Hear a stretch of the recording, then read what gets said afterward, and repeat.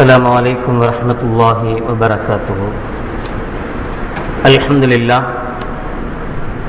لله نحمده ونستعينه ونستغفره ونعوذ بالله من شرور أنفسنا ومن سيئات أعمالنا. من يهده الله فلا مضل له ومن يضلل فلا هادي له.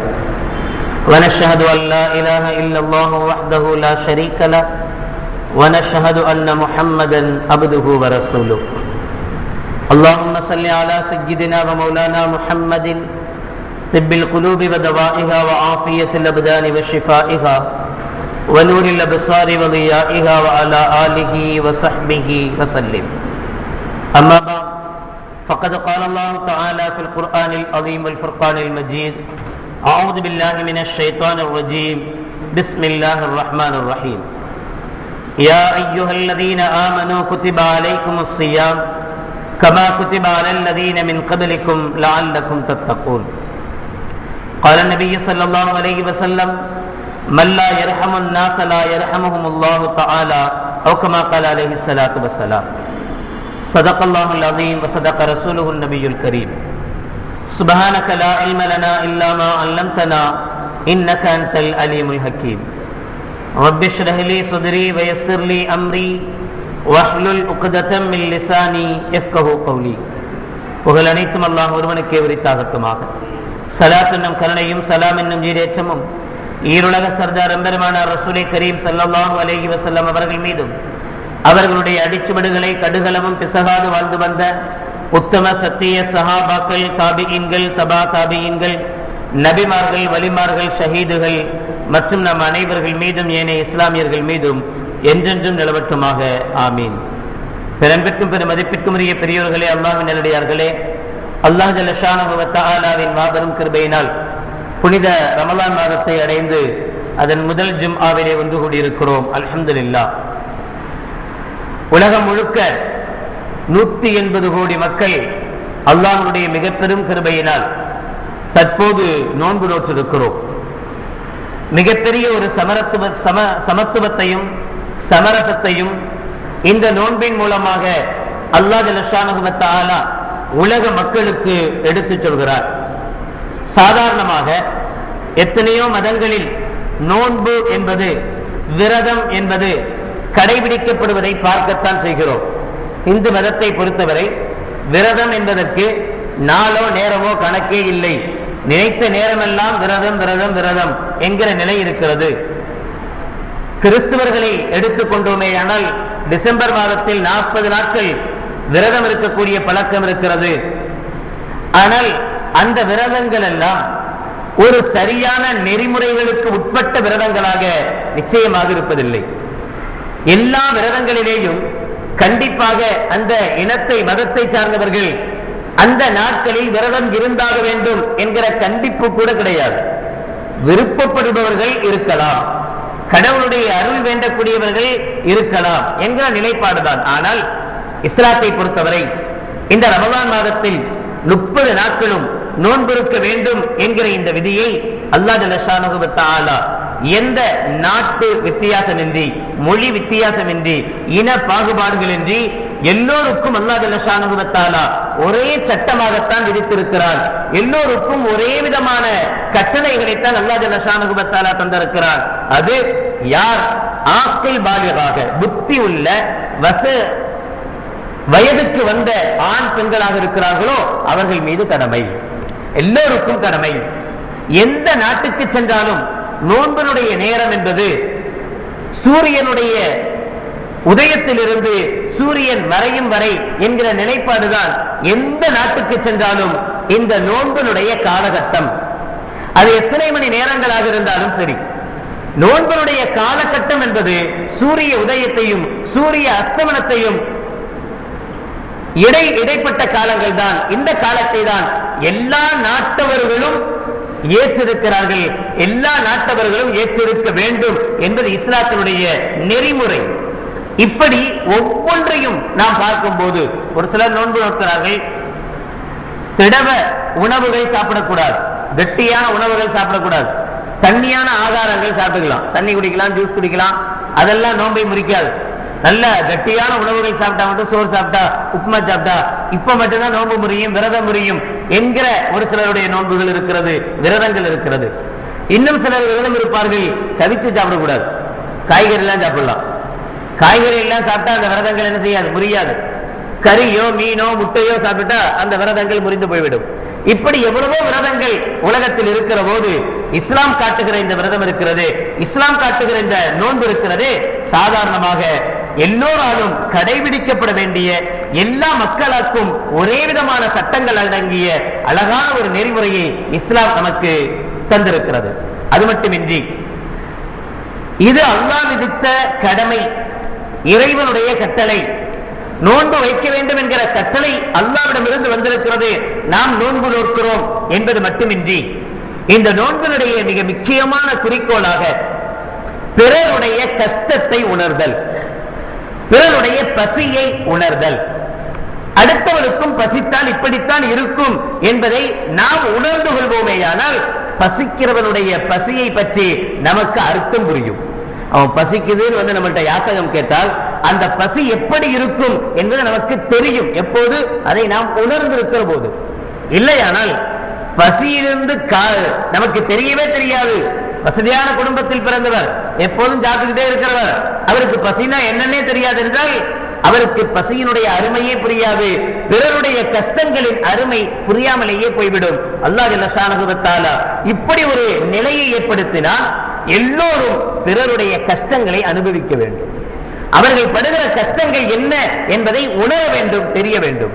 Abu Hurairah ரலியல்லாஹு தஆலா அவர்கள் அறிவிப்பார்கள், புகாரியில் இடம்பெற்றிருக்கிற ஹதீஸ், பைனமா ரஜுலுன் யம்ஷி ஃபித் தரீக், ஒரு மனிதர் பாதையில் நடந்து சென்று கொண்டிருந்தார்.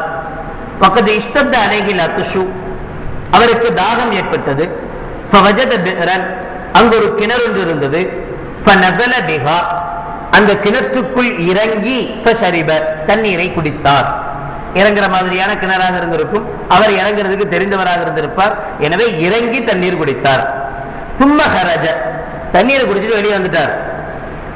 ஃபைதா கல்புன் யல்ஹசு வஹுவ யாக்குலு சுரா மினல் அத்ஷி, வெளியிலே ஒரு நாய் தாகத்தினால் நாக்கை தொங்க போட்டுக் கொண்டு மண்ணிலே இருந்த ஈரத்தை தன்னுடைய நாக்கால் தொட்டு அந்த ஈரத்தினால் தன்னுடைய தாகத்தை தணித்துக் கொண்டிருப்பதை பார்க்கிறார். ஃபகால ரஜுல், இந்த மனிதர் தன்னுடைய மனதுக்குள் சொல்கிறார், லக்கது பலக ஆதல் கல்பு மினல் அத்ஷி மிஸ்லல் லதி பலக மின்னி, எனக்கு தாகம் ஏற்பட்டதை போல இந்த நாய்க்கும் தாகம் ஏற்பட்டிருக்கிறது. இவருக்கு தாகத்தினுடைய உணர்ச்சி இருந்ததினால் அந்த நாய்க்கும் தாகம் எப்படி இருக்கும் என்பதை இவரால் உணர முடிந்தது. எனவே இவர் உள்ளத்தில் நினைக்கிறார், நமக்கு எப்படி இருந்துச்சு தாகம், கொஞ்ச நேரம் தண்ணி கிடைக்கலன்னா என்ன ஆயிருப்போம், அதே மாதிரி தானே இந்த நாய்க்கும் தாகம் இருக்கும் என்று மனதுக்குள் நினைத்துக் கொண்டு எண்ணிக்கொண்டு மறுபடியும் கிணற்றுக்குள் இறங்கி தன்னுடைய கால் உரையை கலட்டி அதில் தண்ணீரை பிடித்துக் கொண்டு சும்மா அம்சகஹு பிஃபீஹி, அதை தன்னுடைய வாயில் வைத்து கடித்துக் கொண்டு ஹத்தா ரகிய, வெளியிலே வந்து ஃபஸகல் கல்ப, அந்த காலுறையில் உள்ள தண்ணீரை அந்த நாய்க்கு அவர் கொடுத்தார். ஃபஷக்கரல்லாஹு தஆலா, இந்த செயலை பார்த்து கொண்டிருந்த அல்லாஹ் ஜல்ல ஷானஹு வ தஆலா அந்த மனிதனுக்கு நன்றி சொன்னான். நாய்க்கு தண்ணீர் கொடுத்த மனிதனுக்கு அல்லாஹ் நன்றி சொன்னான். நன்றி சொல்லி அவருடைய பாவங்கள் மன்னிக்கப்பட்டது, அவருக்கு அல்லாஹ் ஜல்ல ஷானஹு வ தஆலா பாவங்களை மன்னித்தான் என்று கண்மணி நாயகம் ஸல்லல்லாஹு அலைஹி வஸல்லம் அவர்கள் சொன்னபோது காலு, சஹாபாக்கள் கேட்டார்கள், இன்ன லனா ஃபில் பஹாயிமி லஅஜ்ரன், யா ரசூலல்லாஹ் ஸல்லல்லாஹு அலைஹி வஸல்லம் அவர்களே, கால்நடைகளுக்கு விலங்குகளுக்கு நாங்கள் உதவி செய்வதும் எங்களுக்கு நன்மை தருமா, அதிலேயும் எங்களுக்கு நன்மை கிடைக்குமா என்ற போது கால ஸல்லல்லாஹு அலைஹி வஸல்லம் சொன்னாங்க, ஃபீ குல்லி ذாத்தி கபிதின் ரத்பத்தின் அஜ்ருன், ஈரமான ஈரல் கல்பு எதற்கெல்லாம் இருக்கிறதோ அதுக்கெல்லாம் நீங்கள் என்ன உதவி செய்தாலும் நிச்சயமாக அது உங்களுக்கு கூலியை தரும் என்று கண்மணி நாயகம் ஸல்லல்லாஹு அலைஹி வஸல்லம் அவர்கள் சொல்லி காட்டினார்கள். இதே மாதிரியான ஒரு அறிவிப்பு புகாரி முஸ்லிம்களே, ஒரு ஜானியத்தான விபச்சாரி பெண் இதே காரியத்தை செய்தால் என்றும் வருகிறது. ஆக இந்த செயலை செய்தால் அது அல்லாஹ்வுக்கு பிடித்தமான செயலாக மாறுகிறது. எப்போது இந்த செயலை செய்யக்கூடிய நிலை ஏற்படுகிறது என்று சொன்னால், அந்த தாகம் நமக்கும் இருக்கிற போது, நாமும் அந்த தாகத்தை உணர்கிற போது. எப்போதாவது நமக்கு தாகம் ஏற்பட்டிருந்தால் பிறருடைய தாகம் எப்படி இருக்கும் என்று நமக்கு தெரியும். எப்போதாவது நமக்கு வயிறு வலித்திருந்தால் பிறர் வைத்த வலிக்குதுன்னு துடிக்கும் போது அந்த வலி எப்படி இருக்கும் என்பதை நம்மால் உணர முடியும். என்றாவது நமக்கு தலைவலி வந்திருந்தால் தலைவலி என்று துடிக்கிறவனுடைய வலி எப்படி இருக்கும் என்பதை உணர முடியும். ஆறுதல் சொல்வது ரொம்ப லேசு. துடிப்பார், தள்ள வலிக்குதுன்னு, சும்மா இறப்பா, அதுக்கு என்னப்பா செய்ய முடியும், இந்த போவோம் டாக்டர், ஆட்டோவுக்கு சொல்லி இருக்குல்ல, வர்ற வரைக்கும் கொஞ்ச நேரம் பொறு, சைலண்டாரு, அமைதியாரு, ஏன் இப்படி கத்துற, ஊரையே கூட்டுற, அவனுக்கு இருக்கிற வழி அவனுக்கு தான் தெரியும். ஆட்டோ வர்ற வரைக்கும் அவன் வழியை பொறுத்துக்கிட்டா இருக்க முடியும், டாக்டர் போற வரைக்கும் வழியை பொறுத்து கொண்டா இருக்க முடியும், அவனுடைய வழி அவனுக்கு தான். ஆனா நாம என்ன நினைக்கிறோம்னா, இந்த கத்து கத்துறான், டாக்டர் போக போறோம் இல்ல, ஒரு ஊசி போட்டா போக போகுது, அது வரைக்கும் கொஞ்சம் பொறுத்துக்கிட்டு இருக்க வேண்டியதுதானே. அதே வழி நமக்கு நாம் துடிக்கிற போது அடுத்தவன் நம்மளை பார்த்து சொல்லுவானே, ஏண்டா துடிக்கிறேன், அப்ப நமக்கு அவனை கடிச்சு திங்களா போல இருக்கும். உனக்கு வந்தா தானே தெரியும், எனக்கு வர்ற வழி எனக்கெல்லாம் தெரியுது என்பார். இப்படியே நமக்கு நாம் அதை உணர்கிற போது, நாம் அந்த கஷ்டத்தை ஏற்றுக்கொள்கிற போது பிறர் படுகிற கஷ்டம் எப்படி என்று நம்மால் உணர முடிகிறது, தெரிந்து கொள்ள முடிகிறது. அப்துல்லா ரலியல்லாஹு தஆலா அவர்கள் சொல்வார்கள், இதா ரஅய்தும் அகாக்கும் கத் அஸாபஹு ஜஸாஉன். ஒருத்தர் நீங்க பாக்குறீங்க, அவருக்கு தண்டனை கொடுக்கப்படுகிறது, ஏதோ ஒரு தப்பு பண்ணிட்டார், அந்த தப்புக்காக அவர் தண்டனை பெற்றுக் கொண்டிருக்கிறார். இந்த தண்டனை அடைந்து கொண்டிருக்கிற மனிதனை பார்த்து அவனை நீங்கள் சபிக்காதீர்கள். ஒருத்தர் திருடிட்டான், திருடினதுனால நம்ம பிடிச்சி தூண்ல கட்டி போட்டு சாட்டை அடி கொடுத்துட்டு இருக்கிறோம், நல்ல வசமா அடிக்கிறோம்.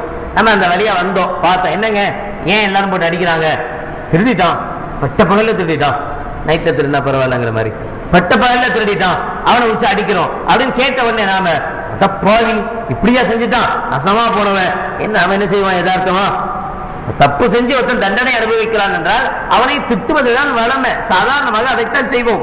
ஆனால் அப்துல்லா ரலியல்லாஹு தஆலா அவர்கள் சொல்வார்கள், அவனை பார்த்து நீங்கள் திட்டாதீர்கள், மாறாக வலா தஈனு அலைஹி ஷைத்தான், அப்படி திட்டுவதினால் நீங்கள் ஷைத்தானுக்கு உதவி செய்கிறீர்கள் பொருள். ஷைத்தானுக்கு நீங்கள் உதவி செய்கிறீர்கள், அவன் மீது உங்களுக்கு கோபம் வரும், அந்த திருடன் மீது. அவன் நீங்க திட்டினதுனால உங்கள் மீது அவனுக்கு கோபம் வரும். ஷைத்தானுடைய வேலை சிம்பிளா முடிஞ்சிருச்சு, ரெண்டு பேருக்கு மத்தியில கோபத்தை உண்டாக்கிட்டான்.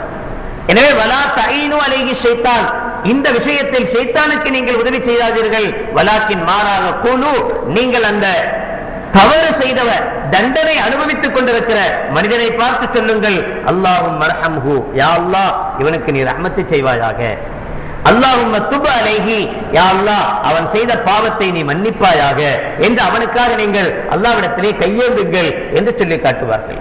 யதார்த்த நிலை.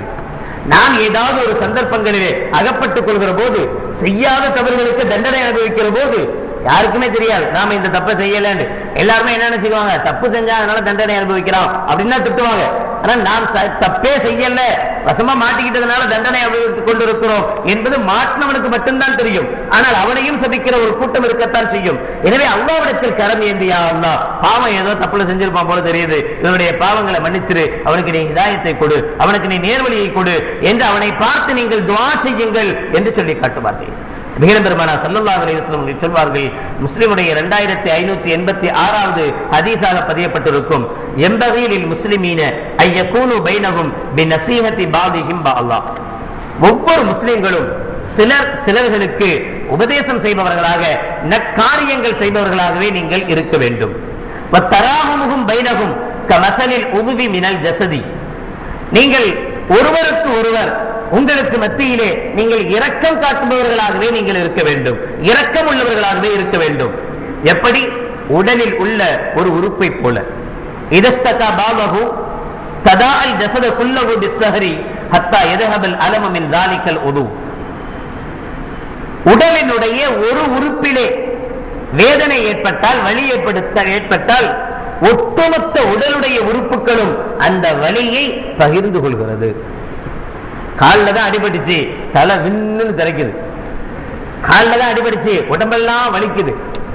எங்கோ ஒரு காயம் ஏற்பட்டால், உடலினுடைய எந்த மூலையிலோ ஒரு அடி ஏற்பட்டால், காயம் ஏற்பட்டால் ஒட்டுமொத்த உடலும் அதிர்வதை போல ஒட்டுமொத்த உடலும் அதனுடைய கஷ்டத்தை பங்கிட்டுக் கொள்வதை போல நீங்கள் ஒருவருக்கொருவர் நீங்கள் இரக்கம் காட்டுபவர்களாக இருத்தல். நாயகம் ஸல்லல்லாஹு அலைஹி வஸல்லம் அவர்கள் சொல்வார்களே, அவ்வலுஹு ரஹ்மத்துன்.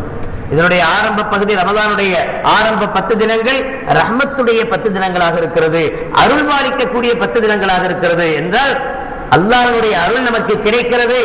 அந்த அல்லாஹ்வுடைய அருள் நமக்கு கிடைக்க வேண்டுமானால் நாம் என்ன செய்ய வேண்டும்? கண்மணி நாயகம் ஸல்லல்லாஹு அலைஹி வஸல்லம் அவர்கள் சொல்வார்களே, முஸ்லிமுடைய 2329வது ஹதீஸாக பதியப்பட்டிருக்கும், மல்லா யர்ஹமுன் நாஸ லா யர்ஹமுல்லாஹு தஆலா. யார் மனிதர்கள் மீது இரக்கம் காட்டவில்லையோ அவர்கள் மீது அல்லாஹ்வும் இரக்கம் காட்ட மாட்டார். அல்லாஹ்வுடைய அருள் நமக்கு வேண்டுமாயின், அல்லாஹ்வுடைய அருளை பெற்றவர்களாக நாம் மாற வேண்டுமானால் நாமும் பிறர் மீது அருள் புரிந்து பழக வேண்டும், பிறருக்கும் அருள் செய்து பழக வேண்டும், அடுத்தவர்களை கண்ணியமான பார்வையோடு பார்த்து பழக வேண்டும், அடுத்தவர்களுக்கு உதவிகள் செய்து பழக வேண்டும். அப்படிப்பட்ட பழக்கத்தை ஏற்படுத்தி தருவது நோன்பினுடைய மிக மிக முக்கியமான ஒரு வேலை. நோன்பினுடைய முக்கியமான ஒரு அம்சம் பிறருடைய கஷ்டங்களை பகிர்ந்து கொள்வது, அவருடைய கஷ்டங்களை நாம் தெரிந்து கொள்வது. வரலாற்றிலே ஒரு செய்தி குறிக்கப்பட்டிருக்கும். பிரெஞ்சினுடைய போராட்டம் நடைபெற்றுக் கொண்டிருந்த நேரம் மக்களுக்கெல்லாம் மிகப்பெரிய பஞ்சம் ஏற்பட்டு மன்னனுடைய அரண்மனைக்கு முன்னால் ரொட்டி கேட்கும் ஆர்ப்பாட்டம் நடத்துகிறார்கள். யாருக்கும் சாப்பிடுறதுக்கு கூட வழி இல்லை என்கிற கஷ்டமான சூழ்நிலையில அந்த மன்னனுடைய அரண்மனைக்கு முன்னால் போய் ரொட்டி கேட்கும் ஆர்ப்பாட்டம் நடத்துகிறார்கள். எங்களுக்கு பசிக்கு ரொட்டி கொடு என்று கேட்கிறார்கள். அப்போது அந்த மன்னனுடைய மனைவி 16ஆம் லூயினுடைய மனைவி வெளியிலே வந்து ஆர்ப்பாட்டம் நடத்துகிற மக்களை பார்த்து சொன்ன வார்த்தை, இன்றும் வரலாற்று ஆசிரியர்கள் குறிப்பிடுகிற வார்த்தை, ரொட்டி கிடைக்கவில்லையானால் கேக் வாங்கி சாப்பிடுங்கன்னாலாம். திமிராக. ரொட்டிக்கே வழி இல்லை, கேக் எங்க கிடைக்கும்? பன்னே கிடைக்கல, பன் பட்டர் ஜாம் கிடைக்குமா? பண்ணு கேட்டு ஆர்ப்பாட்டம் நடத்தணும் போய் பண்ணு கிடைக்கலன்னா என்ன, சோறு சாப்பிடு அப்படின்னு சொன்னா, இது மாதிரியான வார்த்தையை அந்த பெண் பேசினாள் என்று வரலாறு சொல்கிறது. ஏன்? காரணம் என்ன? பசியை உணராதவர்கள், ரொட்டி கேட்பவர்கள், பசியால் கேட்கிறவர்கள், தாங்க முடியாத பசியினால் சோறாவது கொடு, மற்றதெல்லாம் கொடுக்கலன்னா பரவாயில்ல, வயிற்றை கழுவுவதற்குண்டான வழியையாவது செய் என்று ஆர்ப்பாட்டம் நடத்துகிற போது பசியையே உணராத அந்த பெண் நக்கலாக பேசுகிறாள், திமிராக பேசுகிறாள். ஆனால் இன்னொரு சம்பவம் இஸ்லாமிய வரலாறுகளிலே இடம்பெற்றிருக்கிறது. அன்னை ஆயிஷா ரலியல்லாஹு தஆலா அன்ஹா வீட்டில் இருக்கிறார்கள். ஒரு பெண் தன்னுடைய 2 குழந்தைகளையும் தன்னுடைய 2 மடியிலேயும் சுமந்து கொண்டு அன்னை ஆயிஷா ரலியல்லாஹு தஆலா அன்ஹா அவர்களுடைய இல்லம் வந்து, எனக்கு பசிக்கிறது, என் குழந்தைகளுக்கு பசிக்கிறது, உங்களிடத்தில் ஏதாவது இருந்தால் கொடுங்கள் என்று கேட்க, ஆயிஷா ரலியல்லாஹு தஆலா அன்ஹா கண்மணி நாயகம் ஸல்லல்லாஹு அலைஹி வஸல்லம் அவர்களுடைய வீடு பல நாட்கள் அடுப்பு எரியாத வீடு, பல நாட்கள் சாப்பாட்டை பார்க்காத வீடு. நீங்கள் எப்படி காலத்தை தள்ளினீர்கள் என்று அண்ணல் நபி ஸல்லல்லாஹு அலைஹி வஸல்லம் அவருடைய அருமை மனைவிகளிடத்தில் கேட்கும் போது, எங்களுடைய அதிகபட்ச உணவு பேரித்தம்பளமாகத்தான் இருக்கும். எங்களுடைய அதிகபட்ச உணவு, அதிகமாக நாங்கள் உணவாக சாப்பிட்டது பேரித்தம்பளத்தை தான், மற்றொட்டி என்பதெல்லாம் எங்களுக்கு அபூர்வமாக கிடைக்கக்கூடிய ஒன்று, அதிசயமாக கிடைக்கக்கூடிய ஒன்று என்று நபிகள் நாயகம் ஸல்லல்லாஹு அலைஹி வஸல்லம் மனைவிமார்கள் சொல்வார்கள். அன்னை ஆயிஷா ரலியல்லாஹு தஆலா அவருடைய இல்லத்திலே 2 பேரித்தம்பள துண்டுகள் மட்டுமே இருக்கிறது. சாப்பிடுவதற்கு வேறு ஒன்றுமே இல்லை. தனக்காக தான் சாப்பிடுவதற்காக வைத்திருக்கிற அந்த பேரித்தம்பழங்களை எடுத்து அன்னை ஆயிஷா ரலியல்லாஹு தஆலா அவர்கள் அந்த பெண்மணிக்கு கொடுத்தார்கள். ஒரு பக்கம் வரலாறு சொல்கிற நிகழ்வு, திண்டு கொளுத்திருக்கிற ஒரு பெண் மற்றவர்களை ஏளனம் பேசுகிறாள். இன்னொரு பக்கம் பசியால் வயிறு ஒட்டி போன ஒரு பெண் தனக்குள்ள பொருளை, தனக்குள்ள உணவை பிறருக்கு வழங்கி சந்தோஷப்படுகிறாள். இந்த சந்தோஷத்தை ஏற்படுத்துவது இந்த நோன்பினுடைய தாக்கம். இந்த நோன்பு செய்த மாயங்கள் தான் இவைகள். தன்னுடைய பசி எப்படி இருக்கும் என்பதை உணர்ந்த ஒரு முஸ்லிம் இன்னொரு குழந்தை பசித்திருக்கிற போது தனக்கே இல்லை என்றாலும் பரவாயில்லை, அக்குழந்தை பசியாற வேண்டும் என்று நினைப்பான். அப்படி இவன், இந்த முஸ்லிம் பிறருக்கு அருள் பாலித்து பழகுகிற போது, அடுத்தவர்கள் மீது இரக்கம் காட்டுகிற போது அல்லாஹ்வும் இவன் மீது இரக்கம் காட்ட தலைப்பட்டு விடுகிறார். மட்டுமல்ல, இந்த நோன்பை பொறுத்தமட்டில் நாம் தெரிந்திருக்கிற ஒரு விஷயம்தான், சிலர் நோன்பு பிடிக்க தகுதி இல்லாதவர்களாக இருப்பார்கள், தேவையில்லை, அவங்க நோன்பு வைக்க மாட்டாங்க. ஆனாலும் கூட நோன்புடைய காலங்களில் நோன்பு வைக்காதவர்கள் கூட நோன்பாளியை போன்று இருக்க வேண்டும்.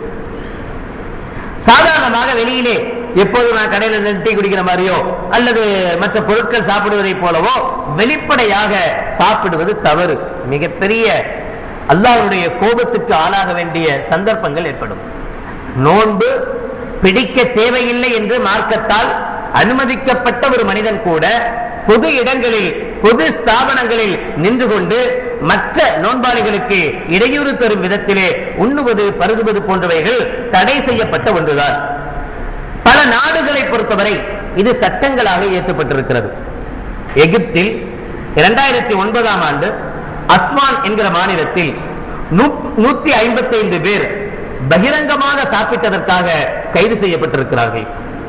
குவைத்தில் 1968 விதியன் 44 படி அரசாங்கத்தினுடைய விதியின்படி ரமலானுடைய மாதத்தில் பொது இடங்களில் பகிரங்கமாக சாப்பிட்டால் அல்லது யாரையாவது சாப்பிடும்படி கட்டாயப்படுத்தினால் அல்லது யாரையாவது சாப்பிடும்படி தூண்டினால் அல்லது அதற்கு உதவி செய்தால், இப்படி எந்த நிலையில் பகிரங்கமாக உண்டாலோ அல்லது குடித்தாலோ 100 திர்ஹம் வரை அவர்களுக்கு அபராதமும் 1 மாத கால சிறை தண்டனையும் விதிக்கப்படுகிறது. ஐக்கிய அரபு குடியரசை பொறுத்தமட்டில் இப்படி ரமலானுடைய மாதங்களில் ஒருவன் தன்னிச்சையாக பொது இடங்களிலே இது மாதிரி காரியங்களில் ஈடுபட்டால் 240 மணி நேரம் அந்த பஞ்சாயத்தினுடைய வேலைகளை, ரோடு கூட்டுறது இது மாதிரியான பஞ்சாயத்தினுடைய வேலைகளை அந்த மனிதன் செய்ய வேண்டும் என்கிற தண்டனை ஐக்கிய அரபு குடியரசு தருகிறது. ஈராக்கிலே யாராவது அப்படி தென்பட்டால் அவர்களை உடனே பிடித்து சிறையில் அடைத்து பெருநாளைக்கு ஒரு நாளைக்கு முன்னாடி தான் ரிலீஸ் பண்றான். சந்தோஷமா பெருநாள் கொண்டாடிக்கன்னு, அது வரைக்கும் உள்ளதா இருக்கணும். இந்தோனேஷியாவை பொறுத்தவரை இது மாதிரியான நடவடிக்கைகளில் ஈடுபடுபவர்களை சாட்டையடி ஒடுத்து திருத்தப்படுகிறது. இந்தியாவை பொறுத்தவரை முழு சுதந்திரம் வழங்கப்பட்டிருக்கிற இந்த இந்தியாவில் உண்மையில் நாம் கொடுத்து வைத்தவர்கள் எந்த விதத்தில் என்றால், நாம் இந்த தண்டனைகளுக்கு பயந்தெல்லாம் அப்படி இருப்பதில்லை, அல்லாஹ்வுடைய சொல்லுக்கு கட்டுப்பட்டு அப்படி இருக்கிறோம். பல நாடுகளிலே இப்படிப்பட்ட சட்டங்கள் இருக்கலாம். அந்த சட்டங்களுக்கு உடன்பட்டாக வேண்டும் என்பதற்காக அல்லது அந்த சட்டங்களுக்கு பயந்து வேண்டுமானால் சிலர் இது மாதிரியான நல்ல எண்ணங்கள் கொண்டவர்களாக இருக்கலாம். ஆனால் நம்மை பொறுத்தவரை யாரும் கேட்க முடியாது, எந்த நிர்வாகமும் கேட்க முடியாது, எந்த அஜர்த்தும் கேட்க முடியாது, யாரும் கேட்க முடியாது. நம்ம வெளியில் நின்று தம் அடிச்சாலும் சரி, நாம வெளியில் நின்று டீ குடிச்சாலும் சரி, தொப்பி போட்டுக்கொண்டே இந்த அனாச்சாரங்களை செய்தாலும் சரி, அதாவது இஸ்லாமியனுடைய அடையாளத்தோடு ரமலானுடைய மாதத்தில் இந்த அனாச்சாரங்களை செய்தாலும் கூட நம்மை தட்டி கேட்பதற்கு யாருமே இல்லை. அப்படி இருந்தும் நாம் இதனை கட்டுப்பாடாக இருப்பது அல்லாஹ் விதித்த விதியின்படிதான், அல்லாஹ் நமக்கு கட்டளையிட்டிருக்கிற கட்டளையின்படிதான். எனவே இந்த காலங்களில் யார் நோன்பில்லாமல் இருக்கிறார்களோ, நோன்பு வைப்பதற்கு அவர்களுக்கு விதிவிலக்கு அளிக்கப்பட்டிருக்கிறதோ, அவர்கள் கூட வீட்டிலேயும் சரி வெளியிடங்களிலேயும் சரி தன்னை ஒரு நோன்பாளியை போலவே வைத்துக் கொள்ள வேண்டும். இன்னொரு, அதனால்தான் பெரியவர்களுடைய முக்கியமான ஒரு பழக்கமாக இருந்த ஒரு விஷயம், இந்த ரமலானுடைய மாதத்தில் யாரை பார்த்தும் நீங்க நோன்பாளியா அப்படின்னு கேட்கவே மாட்டாங்களாம். இந்த மாசத்துல நோன்பா தான் இருக்கணும். என் வீட்டுக்கு திடீர்னு நீங்க வர்றீங்க, உண்மையிலே நீங்க நோம்பில்லாத ஆள் தான். வீட்டுக்கு வந்தால் உங்களுக்கு டீ போட்டு தரணும்னு எனக்கு ஒன்றும் அவசியம் இல்லை.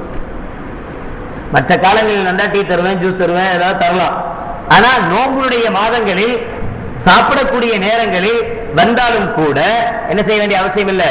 நீங்க நோம்பான்னு கேட்க வேண்டிய தேவையும் இல்லை, அவருக்கு டீ போட்டு ஜூஸ் போட்டு கொடுக்க வேண்டிய அவசியமும் இல்லை. அப்படி கேட்பதே தவறு என்று பெரியார்கள் ஒரு வழிமுறையை வைத்திருந்தார்கள். காரணம் என்னன்னா, ஒண்ணு நோன்பு வைத்திருந்தால் சாப்பிடக்கூடாது, இல்ல நோன்பு இல்லாம இருந்தா நோம்பாளி மாதிரி இருக்கணும், அதனால சாப்பிடக்கூடாது. இவர் எப்ப சாப்பிட்டுக்கலாம், தனியாக தனியான முறையில் இவருடைய வீட்டுக்குள்ள, அங்கேயும் மற்ற நோன்பாளிகளுக்கு முன்னால் இல்லாமல் தனியாக இவர் தன்னுடைய தேவையை முடித்துக் கொள்ளலாமே தவிர பகிரங்கமாக சாப்பிடுவது குடிப்பது என்பது இந்த காலங்களில் இந்த நேரங்களில் தடுக்கப்பட்டிருக்கிற அருவருப்பாக கருதப்படுகிற ஒரு விஷயம் என்பதையும் நாம் நினைவில் கொள்ள வேண்டும்.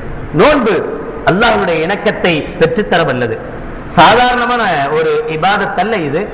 நபிகள் நாயகம் ஸல்லல்லாஹு அலைஹி வஸல்லம் சொல்லுவார்கள், ஒவ்வொரு பொருளுக்கும் ஒரு வரி இருக்கிறது, ஜகாத் இருக்கிறது. உடம்பினுடைய ஜகாத்து தான் நோன்பு. பணம் இருக்கிறது, பணத்துக்கு ஜகாத் கணக்கு பார்த்து கொடுக்கணும் 2.5%. அதே மாதிரி ஆட்டு மந்தைகள் இருக்கிறது, நிலங்கள் இருக்கிறது, இவைகளுக்கெல்லாம் ஜகாத் உண்டு. அதனுடைய தகுதிக்கேற்றவாறு ஜகாத்துகளை கொடுக்க வேண்டும். உடலை அல்லாஹ் ஜல்ல ஷானஹு தஆலா தந்திருக்கிறான். இந்த உடல் மூலமாக நாம் எவ்வளவோ நல்ல விஷயங்களை அனுபவிக்கிறோம், பேசுகிறோம், பார்க்கிறோம், நடக்கிறோம், பிடிக்கிறோம். எல்லாமே இந்த உடலின் மூலமாக ஏற்படுகிறது. இவ்வளவு பெரிய நியமத்தை அல்லாஹ் நமக்கு தந்திருக்கிறார். இந்த நியமத்துக்கு ஜகாத்தாக பகரமாக நோன்பு என்று கண்மணி நாயகம் ஸல்லல்லாஹு அலைஹி வஸல்லம் அவர்கள் சொல்லி காட்டுவார்கள். இறைவனுடைய நெருக்கத்தை, மிக மிக அந்யோன்யத்தை ஏற்படுத்தி தர வல்லது இந்த நோன்பு. காரணம், எல்லா இபாதத்துகளிலேயும் ரியா என்கிற முகஸ்துதி இருக்க வாய்ப்பு இருக்கிறது.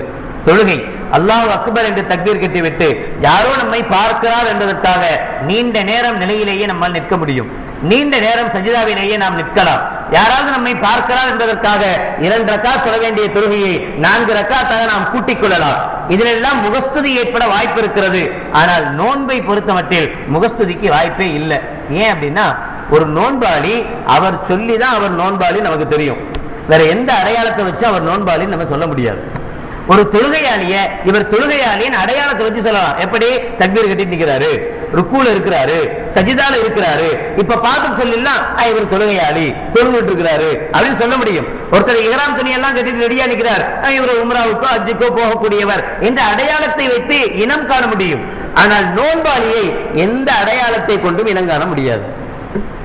அவருக்கும் அல்லாஹ்வுக்கும் மத்தியில் உள்ள ஒன்று. அவர் நான் நோன்பாளின்னு சொன்னா நம்பிக்க வேண்டியதுதான். அவர் எங்க போய் என்ன குடிச்சாலும் நமக்கு தெரியாது. அவர் அப்படி குடிக்காமல் இருப்பதுதான் அல்லாஹ்வுடைய பயத்தை. எனவே இந்த தக்வா, இறையச்சம் என்பது யாருடைய முகஸ்துதிக்காக வேண்டியும் அல்ல.